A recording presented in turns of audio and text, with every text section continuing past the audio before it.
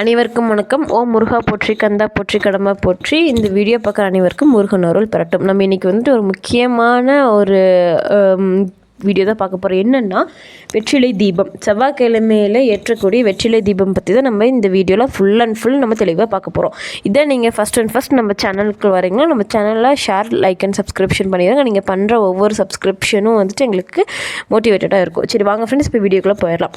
வெற்றிலை தீபம் அப்படிங்கிறது வந்துட்டு முருகப்பெருமான் பக்தர்களுக்கு வந்துட்டு ஒரு முக்கியமான ஒரு தீபமாக நம்ம வந்துட்டு கடைப்பிடிச்சிட்டு வரோம். இது எதுக்கு வெற்றிலை தீபம் ஏற்றோம் அப்படின்னு சொல்லி கேட்டிங்கன்னா, நமக்கு தீராத கடன், தீராத பிரச்சனை, நல்ல வேலை கிடைக்கணும், கல்யாணம் நடக்கணும், குழந்தை பிறக்கணும், அடுத்த லெவலுக்கு நம்ம போகணும், கடன் பிரச்சனை இருக்கக்கூடாது அப்படின்னு சொல்லிட்டு எண்ணற்ற பிரச்சனைகள் எல்லாத்துக்கும் வந்துட்டு நம்ம இந்த வெற்றிலை தீபம் ஏற்றி வந்தீங்கன்னா வந்துட்டு உங்களுக்கு கைமேல் பலன் கிடைக்கும். இது நிறைய பேர் ஏற்றி நிறைய பலன் வந்துட்டு அடைஞ்சிருக்கிறாங்க.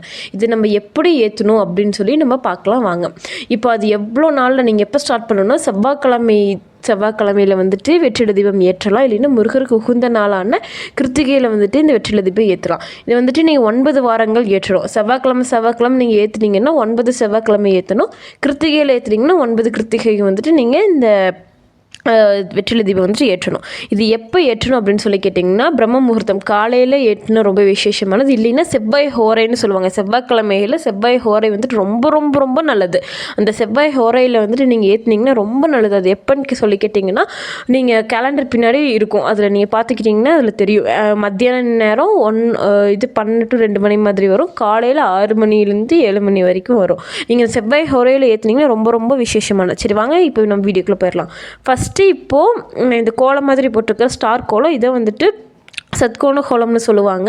இப்படி இது வந்து ரொம்ப முருகருக்கு உகுந்தமான ஒரு கோலம். நீங்கள் இப்படி ஸ்டார் கோலம் போட்டுக்கிட்டு அதில் ஓம் சரவண பவ அப்படின்னு சொல்லி எழுதணும். சென்டரில் ஓம்னு எழுதிட்டு சுற்றியும் சரவண பவ அப்படின்னு சொல்லிட்டு நீங்கள் கோலம் போட்டணும். இது வந்துட்டு நீங்கள் பச்சரிசியில் போடலாம், இல்லைன்னா வந்துட்டு கோலப்பொடி இருந்துச்சுன்னா கோலப்பொடியில் போடலாம். இது எங்களுக்கு ஒயிட் டைல்ஸ் இருக்கிறதுனால நான் மஞ்சள் கலக்கி மஞ்சளில் வந்துட்டு ஓம் சரவண பவ அப்படின்னு சொல்லி ஃபஸ்ட்டு ஸ்டார் கோலம் போட்டு எழுதிக்கிறேன்.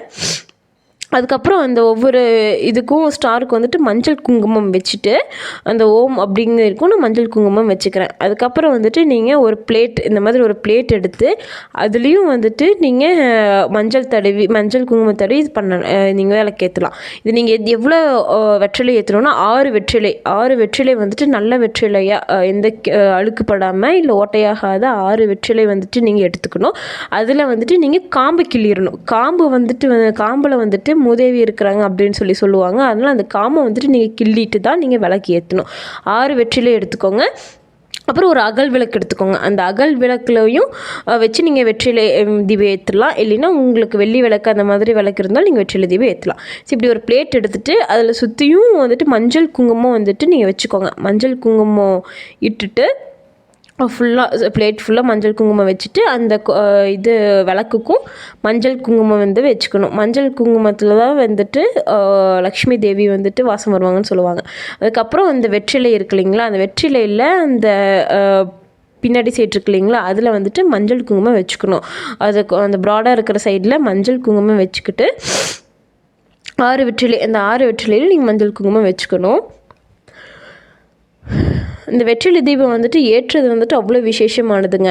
வந்துட்டு இப்போ எல்லாத்துக்கும் மஞ்சள் குங்குமம் வச்சுட்டேன். நீங்கள் இதில் வந்துட்டு நெய் ஊற்றி நீங்கள் தீபம் பண்ணிங்கன்னா ரொம்ப ரொம்ப விசேஷமானது. நெய் இல்லைன்னா எண்ணெய் ஊற்றிக்கலாம், அப்படி இல்லைன்னா நெய் ஊற்றி நீங்கள் வந்துட்டு தீபம் பருத்தலாம். அப்புறம் இதில் காம்பு கிள்ளிடணும். மெயின் காம்போட பண்ணவே கூடாதுங்க. காம்பை வந்துட்டு அந்த 6 வெற்றிலையிலும் காம்பை கிள்ளிட்டு அந்த பிளேட் ஃபுல்லாக இப்படி மயில் தோகை மாதிரி வந்துட்டு நீங்கள் 6 வெற்றிலையும் நீங்கள் சுற்றி வச்சுக்கோங்க. இப்படி நான் வைக்கிறேன் பார்த்தீங்களா, இந்த மாதிரி 6 வெற்றிலையும் சுற்றி வச்சுட்டு நீங்கள் சென்டரில் வந்துட்டு அந்த அகல் விளக்கை வச்சுட்டு அதில் இந்த காம்பை வந்துட்டு கிள்ளின காம்பை அதில் போட்டணும். அது வந்துட்டு கண்டிப்பாக பண்ணணும். அதில் வந்துட்டு ஏன்னா அதில் தான் வந்துட்டு மூதேவி இருக்கிறாங்கன்னு சொல்லுவாங்க. அந்த கிள்ளின காம்பை அதுக்குள்ளே போட்டுட்டு நீங்கள் வந்துட்டு பஞ்சு திரி வச்சு நீங்கள் வந்துட்டு விளக்கு ஏற்றணும். இது நீங்கள் நெய்யை வச்சு ஏற்றினாலும் நல்லது, இல்லைன்னா எண்ணெய் ஊற்றி நீங்கள் செஞ்சுக்கோங்க. நீங்கள் நெய் ஊற்றியும் பண்ணலாம், இல்லைன்னா இதுவும் பண்ணலாம், எண்ணெய் ஊற்றி பண்ணலாம். எண்ணெய் ஊற்றி பஞ்சுத்திரி வச்சு நீங்கள் வந்துட்டு முருகப்பெருமானுக்கு வந்துட்டு இந்த விளக்கை வந்துட்டு ஏற்றணும். நீங்கள் காலையில் ஏற்றலாம், இல்லைன்னா செவ்வாய் ஹோரையில் ஏற்றுங்க, ரொம்ப ரொம்ப நல்லது. 9 வாரங்கள் ஏற்றிங்கன்னா ரொம்ப ரொம்ப ரொம்ப ரொம்ப நல்லது. ஏற்றிட்டு வீட்டில் முருகப்பெருமான் படத்துக்கு அலங்காரம் பண்ணிக்கோங்க. பூ உங்களுக்கு முருகப்பெருமானுக்கு செவ்வரளின்னு ரொம்ப பிடிக்கும். செவ்வரளி வச்சு நீங்கள் பண்ணலாம். அப்படி செவ்வரளி இல்லைனாலும் பரவாயில்ல, நீங்கள் பூவெல்லாம் வச்சு அலங்காரம் பண்ணிவிட்டு உங்கள் முருகப்பெருமானுக்கு வந்துட்டு நம்ம படையல் வைக்கணும். படையலுங்கிற மாதிரி ரொம்ப பெருசு கிடையாது. இந்த ஏதாச்சும் பால் பழம் அந்த மாதிரி வைக்கலாம்.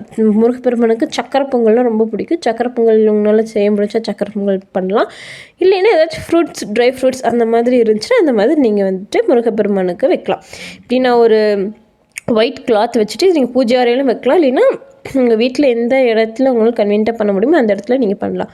நீங்கள் ஒரு சின்ன பிளேட் மாதிரி வச்சுட்டு அதுக்கு மேலே முருகப்பெருமான் சிலை இருக்குது எங்ககிட்ட. ஸோ சிலை வச்சுட்டு அது முருகப்பெருமானுக்கு மஞ்சள் குங்குமம் வச்சுட்டு பூவால் அலங்காரம் பண்ணிவிட்டு நான் வந்துட்டு என்கிட்ட இன்றைக்கி ஃப்ரூட்ஸ் கொஞ்சம் இருந்தாலும் இன்றைக்கி ஃப்ரூட்ஸ் வச்சுட்டேன். அப்படின்னு கூட ஃப்ரூட்ஸ் எதுவுமே இல்லைனாலும் பால் பழம் அந்த மாதிரி கூட வச்சுக்கலாம். இல்லை ட்ரை ஃப்ரூட்ஸ் அந்த மாதிரி எதுவும் கூட வச்சுக்கலாம். அதுக்கு முன்னாடி இந்த பிளேட்டு வச்சுட்டு இந்த மாதிரி வச்சுக்கோங்க. உங்களுக்கு நல்லா தெரியுதில்ல, ஒரு பிளேட்டில் 6 வெற்றிலை, அதில் காம்பை மறக்காமல் கிள்ளிடணும். அதுதான் முக்கியமான ஒன்று. வச்சு நீங்கள் முருகப்பெருமானை வேண்டி விளக்கு ஏற்றுனீங்கன்னா அது வந்துட்டு கண்டிப்பாக 9 வாரம் விடாமல் ஏற்றிட்டு வாங்க. உங்களுக்கு கண்டிப்பாக வந்துட்டு அது நிறைவேறும். இதில் ஏதாச்சும் உங்களுக்கு டவுட்ஸ் இருந்துச்சுன்னா எனக்கு கமெண்ட் பண்ணுங்கள். இந்த மாதிரி ஏதாச்சும் வீடியோ போடணுன்னா வந்துட்டு நீங்கள் அதுவும் கமெண்ட் பண்ணுங்கள். இந்த மாதிரி நிறையா பக்தி ரிலேட்டட் சேனலுக்கு வந்துட்டு நம்ம சேனலை ஷேர் அண்ட் லைக் சப்ஸ்கிரிப்ஷன் பண்ணி வைங்க. இந்த மாதிரி வீடியோ வேணும்னா, இந்த மாதிரி வேறு ஏதாச்சும் வீடியோ வேணும்னா கமெண்ட் பண்ணுங்கள். தேங்க்யூ.